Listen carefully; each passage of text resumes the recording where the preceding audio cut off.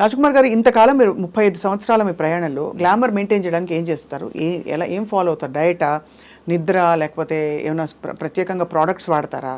ఏం లేదు మేడం. ఇప్పుడు నేనున్నాను, ఏమి లేదు, మామూలుగా ఉన్నాను నేను. ఇదేంటంటే మెయిన్గా మా అమ్మ నాన్న, మా father very big sportsman, is a most handsome person అతను. అతను ఆ ఇది వచ్చిందేమో అని నేను అనుకుంటా. అంతా వచ్చింది, ఆయన హైట్ రాలేదు నాకు. హైట్ అంటే బుల్లితెర మీద అసలు ఇమ్మెటీరియల్ కదా. అదే మేడం, నేను ఇప్పుడు నాకు రాఘవేంద్రరావు గారు మాట నాకు ఒకటి చాలా ఇష్టం.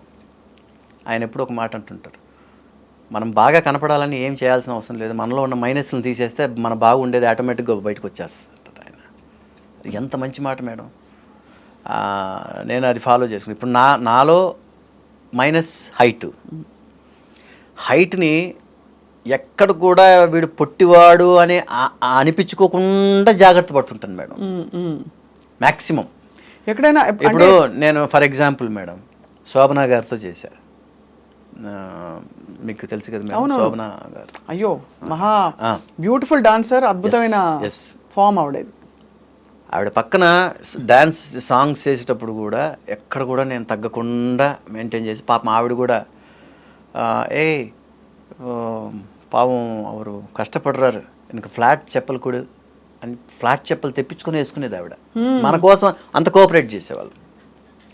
తర్వాత కన్నడలో ప్రేమ గారు, మన శోభనా గారి కన్నా హైట్ ఆవిడ.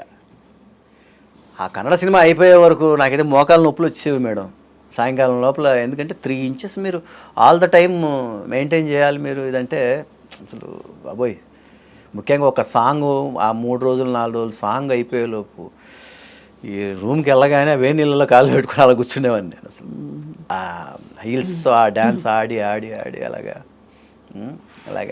నాకు అప్పట్లో సినిమాలు చేసేటప్పుడు సాంగ్స్లో నాకు మంచి పేరు మేడం, దేవుడి దయ వల్ల బాగా డ్యాన్స్. దీంట్లో నేను బేసిక్గా డాన్సర్ని కాదు మేడం. ఇప్పటికీ అప్పుడప్పుడు మా ఫ్రెండ్స్ వాళ్ళు వీళ్ళు సంగీత్లో డ్యాన్స్లు, నువ్వు అంత మంచి డాన్సర్వి, డ్యాన్స్ ఆడుతుంటే నేను వెరీ పూర్ డాన్సర్ని. అసలు అలా మ్యూజిక్ పెట్టగానే అలా దాని ప్రకారం డ్యాన్స్ ఆడే అనేది అసలు నాకు లేదు. నేను మాస్టర్ చెప్పింది ప్రాక్టీస్ చేసి చేసేవాడినే తప్ప. ఎలాంటి స్టెప్స్ ఎక్కువ వచ్చాయి మీకు? మాస్టర్స్ దగ్గర కొన్ని సిగ్నేచర్ స్టెప్స్ ఉంటాయి. ఉదాహరణగా తారా ప్రసాద్ మాస్టర్ గారి దగ్గర వాళ్ళకు ఒక సిగ్నేచర్ స్టెప్స్ ఉంటాయి వాళ్ళవి. తర్వాత లారెన్స్ మాస్టర్ దగ్గర ఒక స్టైల్ ఉంటుంది, ప్రభుదేవ మాస్టర్ గారి దగ్గర ఒక స్టైల్ ఉంటుంది. అందరి దగ్గర చేశాం మేడం. తర్వాత తరుణ్ మాస్టర్ గారు, బాంబే మీ ఫ్రెండ్స్ అంటే కనపడితే హాయ్ రాజ్ ఎలా ఉన్నావా బాగున్నావా. ఇప్పుడు మొన్న కార్తిక్ గారు నాకు పరిచయం లేదు, అసలు లేదు. మీరు ఆయనలా ఉండడం తప్ప ఆయన ఎప్పుడు కలవలేదు. చిరంజీవి గారిని మొన్న కూడా మీడియా ప్రెస్ మీట్లో ఆ రోజు విజయ్ దేవరకొండ గారు చిరంజీవి గారు వచ్చారు మేడం. ఆ ఫంక్షన్కి నన్ను మా ఫ్రెండ్ విక్రమ్ అనేసి ఒక అబ్బాయి ఉన్నాడు, అతను తీసుకెళ్ళాడు. దాదా అంటే వద్దు, వాళ్ళకి ఎదురుపడి వాళ్ళని ఇబ్బంది పెట్టకూడదు, మరి నేను రాను, నువ్వు వెళ్ళేసి రాదంటే నువ్వు రా అని తీసుకెళ్ళారు. అక్కడికి వెళ్ళిన తర్వాత కూడా నేను దూరంగానే ఉన్నా. లాస్ట్లో ఇంకా నా ఫ్రెండు ఆయన గోల్ తట్టుకోలేక సరే అని ఎదురుగా వెళ్ళా, ధైర్యం చేసుకొని వెళ్ళా. చూడగానే నిజంగా చిరంజీవి గారు హాయ్ రాజ్ వచ్చి హగ్ చేసుకొని, తర్వాత ఇలా పట్టుకొని మీడియా వాళ్ళతో మా ఇద్దరికి ఒక ఫోటో తీయండి అని చెప్పి, రాజాతో చెప్పి నువ్వు ఇంటికి రా నువ్వు అన్న. అనగానే అలాగే సార్, అలాగే అన్నయ్య వస్తాను. రాజా అంటే రాజా రవీంద్ర. రాజా నాకు మంచి ఫ్రెండ్ మొదటి నుంచి. మేము ఈ సీరియల్స్లో కూడా కలిసి యాక్ట్ చేస్తూనే వచ్చాం. మాకు తర్వాత నేను చెప్పా, రాజా అన్నయ్య చెప్పాడు నువ్వు ఇంటికి రమ్మన్నాడు అంటే, నేను చెప్తాను. ఫోన్ కూడా తీయట్లేదు ఆ రోజు నుంచి. నాకేం భయపడి చిరంజీవి గారు ఏమనుకుంటారో, రమ్మని చెప్తే రాలేదు చూడని అనుకుంటారు.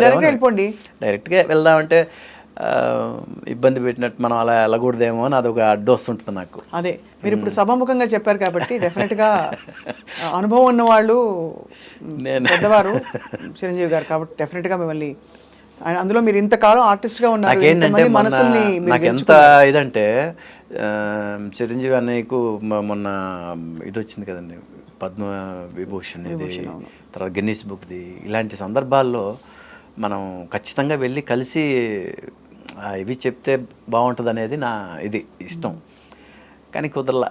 రాజ్ కుమార్ గారు, మీరు ఆర్జీవి గారితో వర్క్ చేశారా కలిసి? ఆర్జీవి గారిని ఇంతవరకు నేను ఎదురుగా ఎప్పుడు కలవలేదు మేడం. కాకపోతే మన కరోనా టైంలో మేడం కమ్మరాజ్యంలో కడపరెడ్డిలను ఒక సినిమా దీనికి దానికోసమని నాకు ఫోన్ చేశారు. ఫోన్ చేసి, ఏమండి ఇలాగా ఆర్జీవి గారి కంపెనీ నుంచి ఫోన్ చేస్తున్నాము, మీకు దీంట్లో వచ్చేసి ఇట్లాగా చిరంజీవి గారు క్యారెక్టర్ మీకు ఇదన్నారు, ఒకే రోజు 2 షాట్లు. అంటే నాకు యాక్చువల్గా చిరంజీవి గారుకి ఇదిగా డూప్గా చేయమని అన్నట్టుగా అది నాకు అర్థమైపోయింది. నేను అవన్నీ పక్కన పెట్టేసి ఆర్జీవి గారి సినిమా ఆర్జీవి గారే డైరెక్ట్ చేస్తారేమో అనే ఉద్దేశంతో నేను ఓకే అండి అనేసా. ఇంకా మిగతా విషయాలు ఏమీ పట్టించుకోలేదండి, ఓకే అనేసా. హైదరాబాద్కి టికెట్ వేసారు, చెన్నై నుంచి వచ్చాను. వచ్చి షూటింగ్కి వెళ్ళగానే క్యారవాన్ చూపించారు, క్యారవాన్లోకి వెళ్ళాను. మేకప్ మ్యాన్ వచ్చాడు, మేకప్ వేశాడు. ఒక ఫామ్ హౌస్లో జరుగుతోందండి షూటింగ్. చూశానండి, ఒకరు చంద్రబాబు నాయుడు గారి లాగా ఒకరు, గోరంట్ల బుచ్చే చౌదరి గారి లాగా ఒకరేమో పవన్ కళ్యాణ్ గారి లాగా ఒకరు, ఇలాగ ఉన్నారు. ఓహో, నేను చిరంజీవిని, ఇప్పుడు నేను ఏం చేయాలని, నేను బేసిక్గా టీడీపీ స్టార్ క్యాంపెయినర్ నేను. ఓహో, టీడీపీ స్టార్ క్యాంపెయినర్ నేను 96 నుంచి. సో ఇప్పుడు నేను ఏం చేయాలో అర్థం కాలేదు నాకు. సరే, వాళ్ళు అన్నట్టుగానే కరెక్ట్గా ఒక మధ్యాహ్నం పైన ఒక 4 o'clock టైంలో పిలిచారు, షాట్లోకి వెళ్ళా. వెళ్ళి పవన్ కళ్యాణ్ గారు ఓడిపోయిన తర్వాత, అప్పుడు ఫస్ట్ ఎలక్షన్స్లో ఓడిపోయిన తర్వాత ఆయన ఫామ్ హౌస్లో ఉంటే అన్నయ్య చిరంజీవి గారు వచ్చి ఆయన్ని కన్సోల్ చేయడం అన్నమాట. ఆ షాట్ ఇబ్బంది పడిపోయారా? ఏం ఇబ్బంది ఏం పడలేదు.